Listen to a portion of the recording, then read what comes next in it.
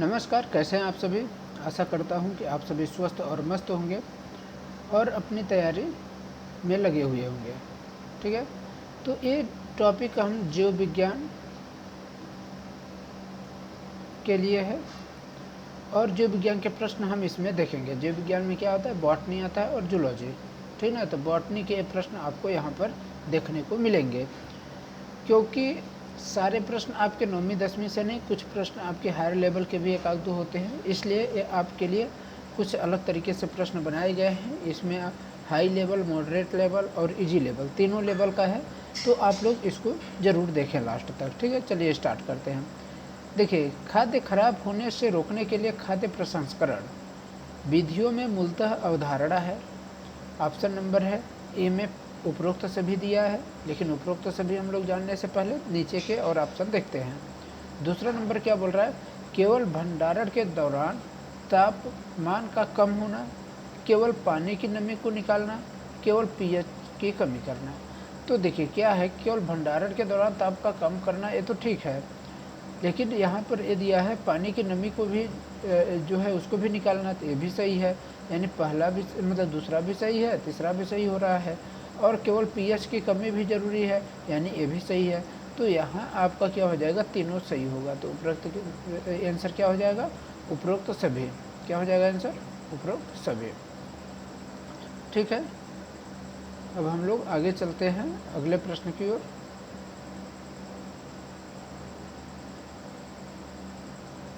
अगला प्रश्न क्या है? बिंदु स्राव की प्रतिक्रिया तब होती है जब, तो यानी बिंदु स्राव की प्रतिक्रिया कब होती है?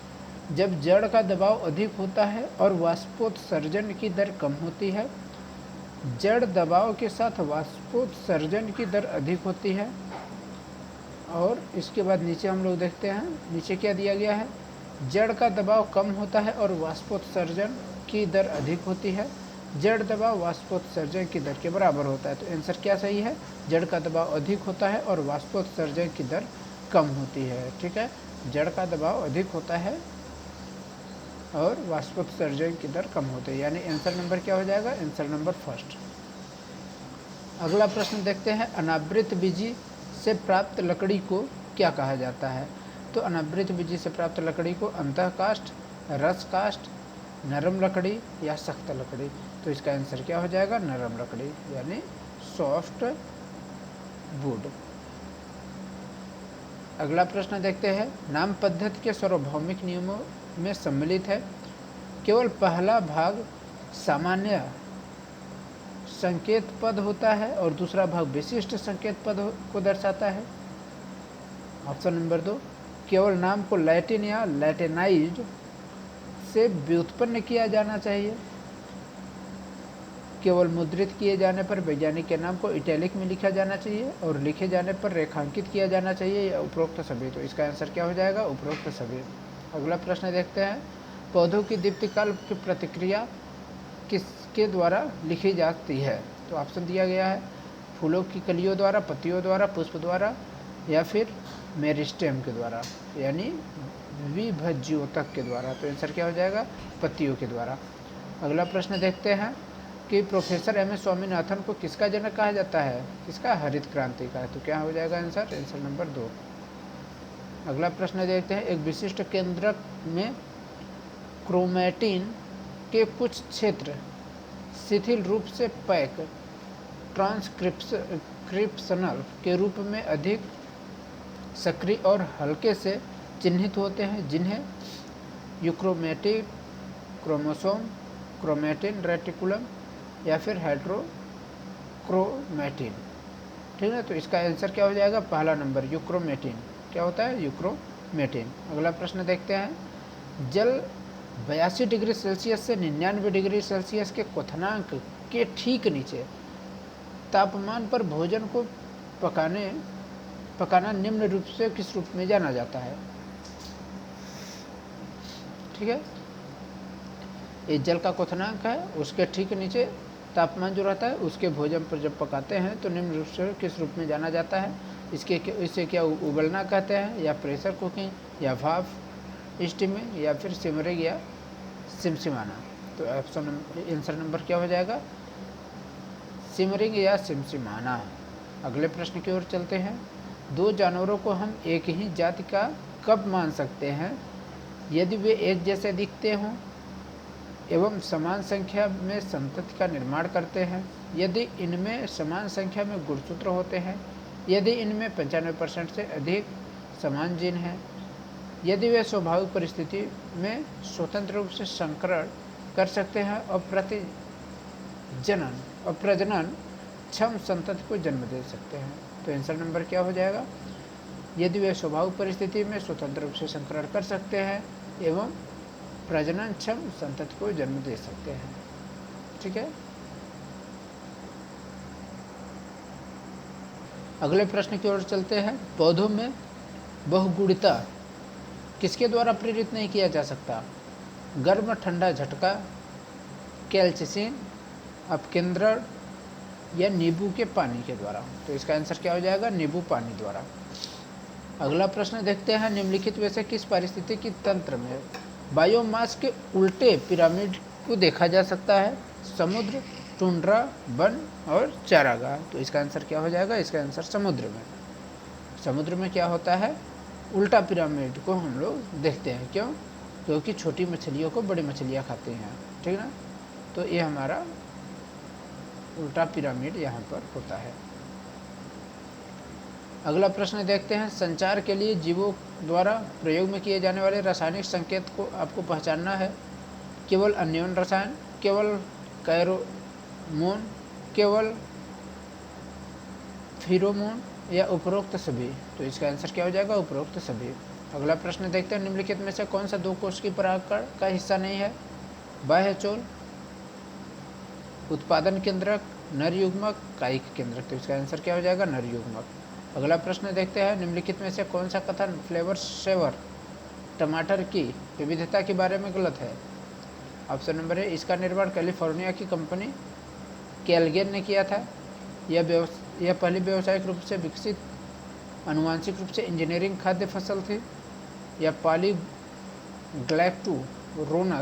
का उत्पादन नरम किए बिना पकने के लिए अवरुद्ध था। और लास्ट, इनमें अल्प अचल जीवन और पोषण तत्व की गुणवत्ता खराब होती है। तो आंसर क्या हो जाएगी? इनमें अल्प अचल जीवन और पोषक तत्व की गुणवत्ता खराब होती है। अगला प्रश्न देखते हैं। इसमें क्या है कि सही युग्म को सुमेलित सभी सुमेलित हैं, तो इनमें से सही कौन सा सुमेलित है इसको देखना है। क्या सभी सुमेलित हैं या फिर पहला या फिर ए इसमें से? जैसे अग्र बिंदु गुणसूत्र बिंदु के केंद्र में है, मध्य गुणसूत्र बिंदु के मध्य में होते हैं, या अंत्य केंद्र उप टर्मिनल गुणसूत्र बिंदु होते हैं। तो इसका आंसर क्या हो जाएगा? मध्य केंद्र गुणसूत्र बिंदु मध्य में होते हैं। अगला प्रश्न देखते हैं। निम्नलिखित में से कौन सी विशेषता बीजों के परिवहन और भंडारण में मदद करती है? बीजों के परिवहन और भंडारण में कौन मदद करता है? केवल बीजावरण, केवल निर्जलीकरण, केवल प्रसुप्त या निर्जली और प्रसुप्त दोनों? निर्जली और प्रसुप्त दोनों। आंसर क्या हो जाएगा? निर्जली और प्रसुप्त दोनों। निम्नलिखित में से कौन सा फाइटो हार्मोन एक तनाव हार्मोन है? साइटोकाइनिन, जिबरेलिन, ऑक्सिन और ABA। तो इसका आंसर क्या हो जाएगा? ABA। क्या हो जाएगा? ABA। अगला प्रश्न देखते हैं। 16 गुणसूत्रों वाली एक कोशिका को कोल्चिसिन के साथ उपचारित किया जाता है। कोशिका सेल के अंत में कितने गुणसूत्र होंगे? रासायनिक कैल्शियम स्पिंडल के गठन के हस्तक्षेप करता है। 32, 40, 16 या 24? तो इसका आंसर हो जाएगा 32। क्या हो जाएगा? 32। अगला प्रश्न देखते हैं। DNA की प्रकृति निम्न में से कैसी होती है? S शेप में रहती है, या GI प्रावस्था में, या G2 फेज में, या M फेज में? तो S होता है। ठीक ना? DNA कैसा होता है? S फेज में। लिपिड को संग्रहित करने वाले प्लास्टिक हैं क्रोमोप्लास्ट, इलायोप्लास्ट, एल्यूरोप्लास्ट या एमिलोप्लास्ट? तो आंसर क्या हो जाएगा? इलायोप्लास्ट। ठीक है। अगला प्रश्न देखते हैं। किसकी उपस्थिति के कारण परागकण जीवाश्म के रूप में अच्छी तरीके से संरक्षित रहते हैं? तो इसका ऑप्शन क्या क्या है? स्पायरोपोलेनिन, सेलुलोस, सेलुलोस और पेक्टिन, सेलुलोस और स्पायरोपोलेनिन। तो इसका आंसर क्या हो जाएगा? आंसर फर्स्ट नंबर हो जाएगा स्पायरोपोलेनिन। अगला प्रश्न देखते हैं। 9+2 फैशन में अक्षसूत्री सूक्ष्म नलिकाओं की व्यवस्था निम्न में से देखी जा सकती है? केवल पच्छाभ, केवल तारकेंद्र, पक्षमाभ या केवल कशाभिका। तो इसका आंसर क्या हो जाएगा? पक्षमाभ और केवल कशाभिका। अगला प्रश्न और लास्ट प्रश्न देखते हैं। गेहूं की किस किस्म में प्रोटीन की मात्रा अधिक होती है और इसे गेहूं की खेती में सुधार के लिए दाता के रूप में इस्तेमाल किया जाता है? तो ऑप्शन नंबर ए है सोनालिका, ऑप्शन नंबर बी में है हिमगिरी, ऑप्शन नंबर सी है एटलस 66 या ऑप्शन नंबर डी है कल्याण सोना। तो आंसर क्या है? एटलस 66। ठीक है, तो आशा करता हूँ कि आप सभी को ये वीडियो पसंद आई होगी। ये हमारा बायोलॉजी का पहला क्लास था। अगर आप लोगों को वीडियो अच्छी लगी हो तो इसको आप लाइक कर दीजिएगा, और अगर कुछ समस्या आई हो या फिर आपको कुछ पूछना हो तो आप लोग कमेंट ज़रूर करिएगा, और चाहे तो अपने दोस्तों तक इसको पहुंचा सकते हैं। ठीक है, धन्यवाद। पढ़ते रहिए, मस्त रहिए।